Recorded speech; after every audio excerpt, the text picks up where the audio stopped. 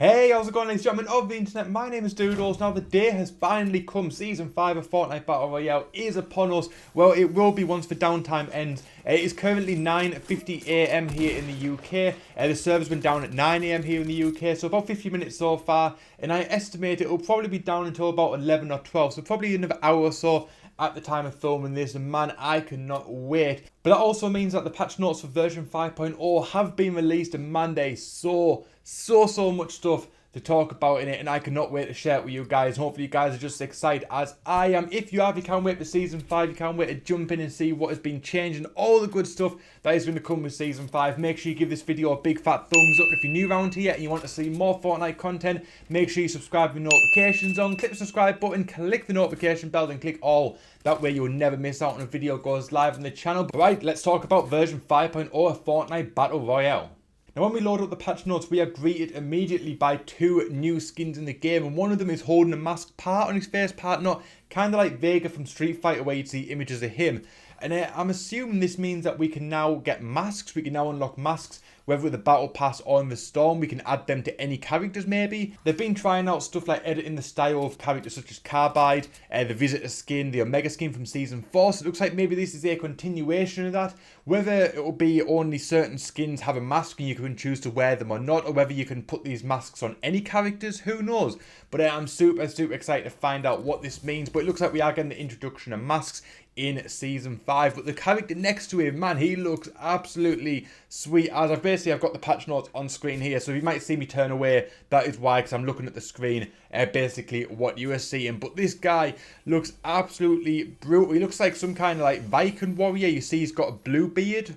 You can see underneath that skull mask is a blue beard. He's got bones as like shoulder pads. He's got a spike shoulder pad as well. He's got some weird sort of skull helmet with horns coming down where his cheeks are. He's got them coming up above his head as well. Whether that's the face of an animal, the skull of an animal that he's killed, a monster that he's killed, or whether that is his actual face, who knows. But either way, that looks pretty damn brutal, and I really hope he's part of the Battle Pass, because that is one character that I really want to check out and play as in Season 5 of Fortnite Battle Royale.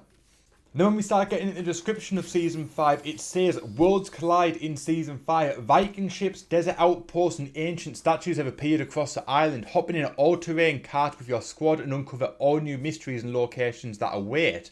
New season, new battle pass, 100 levels, over 100 new rewards. And obviously you guys heard right, all-terrain carts are coming to Fortnite Battle Royale. It looks like a golf buggy, and all 4 of your squad members, you included, are going to be able to be in this cart. So it's going to be like a shopping cart on steroids, a 4-man shopping cart if you will. This is going to be super awesome. I'm assuming it's going to go a bit faster than the shopping carts too. Maybe hills aren't going to be that much of a factor in it. You're going to sort of accelerate like you would a normal vehicle. But this is going to be super cool, and I cannot wait to see these in game. The shopping carts have been absolutely fantastic. They provide some great moments. I used them a little bit to get around, especially if you're going somewhere that's going to be more downhill. It's a quick way to get there, especially if you're trying to outrun the storm. But these all-terrain carts are going to be awesome. Whether they're going to be available in non-squad modes, whether they're only going to be available in squads, I'm not entirely sure. But obviously we'll find out when Season 5 goes live. But I cannot wait to see how these work, what these are like, and I can't wait to see what people start coming up with them in clips and stuff like that. It's going to be so much fun. And then another big thing, in the end of Season 4, we start to see these rifts in the space-time continuum appear. They sucked in the head for the Durburger head, the Tomato Town head, the Lonely Lodge sign, stuff at the motel, all sorts of stuff was happening with these rifts. But now it looks like they are going to actually be part of the game. It now says rifts. Test your courage and step through a rift. You're in for a wild ride. So no idea what this means. Whether this transports you somewhere else, it takes you to another dimension. How are these going to play into the Fortnite Battle Royale map, and how is it all going to work? I have no idea, but I am so excited about it. But one thing to note as well, you can see in the picture behind that is teasing the sort of the new beach area. It mentioned at the top of the page, the desert outpost. You can see there's the river. It looks very deserty. There's the palm trees. You can see that behind it. That is teasing the new area in the game. No idea where that's going to be, but I cannot wait to go and have a look myself. Right, now moving on to some weapon stuff, it says shotguns will now indicate how many pellets hit, visible within the reticle. Adjusted shotgun spread patterns to be consistent with no random variation. Heavy shotguns now fire 10 pellets rather than 5. The maximum damage for the heavy shotgun remains unchanged. So obviously now you've got more opportunity of being able to hit. I know a lot of people have been complaining that like shotgun hits, you can be quite close and you shoot someone, it does like 8 damage. I'm assuming maybe like 1 pellet out of them hit them, maybe skim the arm or something like that. But now you've got 10 pellets or twice as many, so you've got more opportunities to do more damage with the shotgun. It doesn't get any stronger, but it means you're more likely to do a little bit more damage than maybe people are currently doing. Also, after firing a shotgun, another shotgun cannot be fired for a very short time. So this is once again trying to nerf the double pump mechanic that people are using. Obviously, you can fire shotguns one after another. If you've got sort of 2, you can go back and forth. Like using like a dual pistol type of thing. But now they're sort of going to extend the break in between shots so you can't double pump as easily. Or it's going to be a lot of a slower mechanic to use. Maybe trying to force people away from the whole double pump, which is something that I think should be done. The double pump thing is kind of game breaking at times. I think it'd be good if we do limit that and try and stop people from using it as much. Moving on to the hunting rifle, it says it's reduced the hunting rifle aim assist when targeting to match that of other sniper rifles with projectile bullets. They've changed the damage drop-off profile for the suppressed SMG to be the same as other SMGs. Fall-off starts at 24 meters from 28 meters. Damage reduced to 80% at 35 meters and 85 at 47.5 meters. And damage reduced to 65% at 50 plus meters from 75% at 70 plus meters. So they're just matching the SMGs. They're basically just putting the SMGs to be all in a similar sort of mechanic to each other, play style with each other. Obviously, the suppressor SMG must have had a higher drop-off rate, and now it's just sort of being pulled back a little bit, just to be similar to the regular SMG, so there's going to be no difference between either one. Moving over to the gameplay side, it says the all-terrain cart. The new all-terrain cart has room for your entire squad. Get a speed boost after drifting. The roof acts as a bounce pad. Work together as rear passengers to leap over obstacles with the all-terrain cart. Lean back and release at the same time for a higher jump. Lean back by holding S on keyboards and holding back on the thumbsticks with controllers. So although this is going to be like a golf cart, it still shows that they want everyone to work together. Everyone's basically going to work together to get the most out of this vehicle. I cannot wait to try this. But map updates, it says new biome, a desert, so obviously it's going to be desert areas in the game now. There's a new location, Paradise Palms and Lazy Links. Whether these have replaced anywhere on the map that's currently on there, whether they're additions to it, I'm not entirely sure, but I cannot wait to go and explore these myself. It says a few unnamed POIs, places of interest, have also appeared across the island. Like I said, no idea where these are. There's a lot of unnamed places on the map, such as a soccer stadium and stuff like that, so now there's obviously added more to it. And I cannot wait to go and check these out and expect videos on them on this channel. So if you're new around here, you want to see that, make sure you're subscribing with notifications turned on. This is one really interesting thing that I've seen, and that is the center of the storm circle 7, 8 and 9. So right at the end of the game, can now shift in random directions instead of simply shrinking. As the storm closes in, it will move and shrink to a new location. So this is going to be really interesting because the storm isn't going to be as predictable as it once was. So you might be out of the storm when the next ring is coming in, but by the time the next ring is in, it's actually moved and you are now in the storm, and the people that were in the next ring now have to move along. So it's going to be very unpredictable at times. And maybe it's a good way to maybe shift things up a little bit, change things up, make things a little bit more exciting. And yeah, I cannot wait to see how this actually plays out in game. But starting in Season 5, progressive challenges will no longer be restricted to a single season. You can now complete progressive challenges at your own pace. So maybe this is about... Oh, and also one thing to note about this is progressive challenges is now completed by requiring a fixed amount of XP and is no longer dependent on your season level.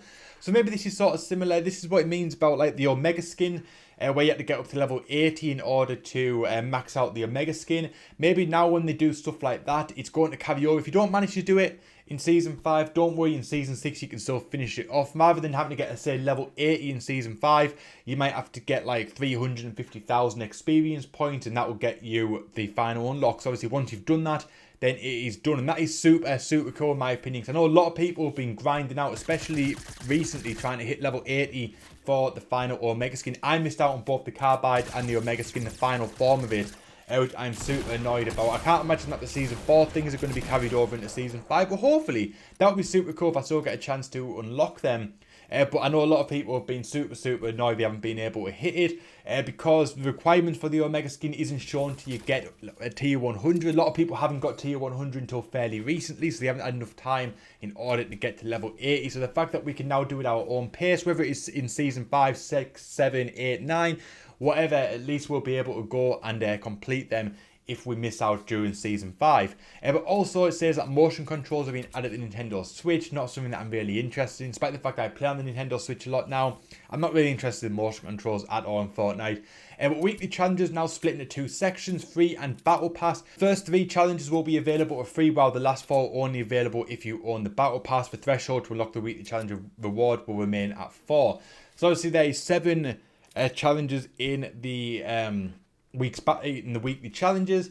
So now obviously half of them are going to be, or as good as half of them is going to be available to anyone if you don't have a battle pass. The rest are going to be only for the battle pass people. So it still gives the incentive to buy the battle pass. Obviously you get the more rewards with the battle pass, but at least the people that aren't buying it still have something to do, because apart from the start rewards, there's not really anything you can do apart from leveling up if you don't have the battle pass. At least if they maybe get a taste for the challenges, they like doing the weekly challenges, it might encourage them to buy the battle pass in order to get the remaining 4. So smart move, Epic. I see what you do there, and it definitely could work. Moving on, it says down but not out players now have smaller collision. Previously their collision was at the standing height, which blocked down but not out players from crawling under doors and blocked buildings. Collision in some cases. Players that were crouching when knocked out will return to a crouching state upon arrival. Emoting will now interrupt sprinting.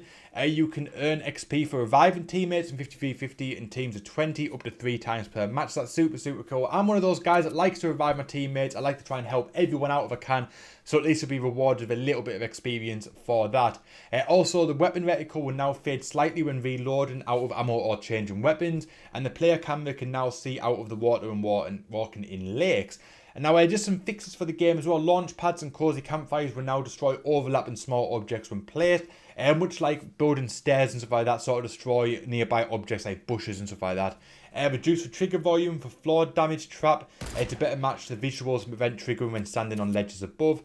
Supply llamas now fall to the ground if the object that we're standing on is destroyed. So before, say if it landed on a tree and you shot the tree out, the llama would just be floating in the air. Now it will fall to the floor, much like a supply drop does, exactly the same as a supply drop does essentially. All of them will now cancel if you let go of the stick and if slightly flicks backwards while using a gamepad. Fix an issue where auto run can be active while using a shopping cart. The first storm circle will now consistently do 1 damage. Players will no longer get stuck in a doorway if they were standing in it when the door is closed. The fix an issue prevents some weapon animations on playing. Auto run can no longer be activated while walking backwards. Textures will now consistently appear correctly while in edit mode, and they fixed a crash that could occur when logging out. I never came across that, but okay.